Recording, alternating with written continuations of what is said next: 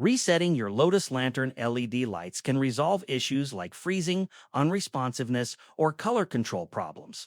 The reset process can be done in two ways. The first method is a power reset. The second method is a full reset through the app. This tutorial outlines both options. What the process does: a power reset clears temporary errors by cutting and restoring power to the LED strip. An app reset removes the device from your account and allows you to set it up again from scratch.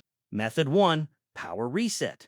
If your LED lights are not working properly, freezing, or not changing colors, the first step is to reset the power connection.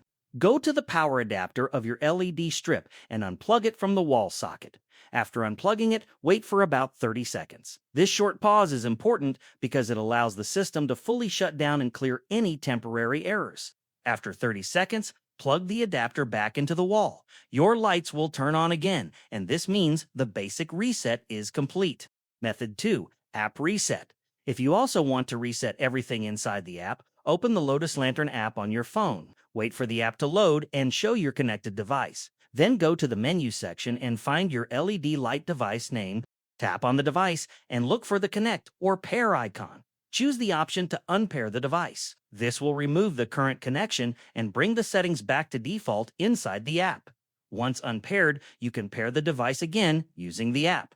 After reconnecting, you can set up your LED lights from scratch, including colors, brightness, and lighting effects. Limitation: the power reset does not remove app settings or paired device data. The app reset requires the device to be online and detected by the app. This method is best suited for users who experience software glitches or want to reconfigure their LED lights from default settings.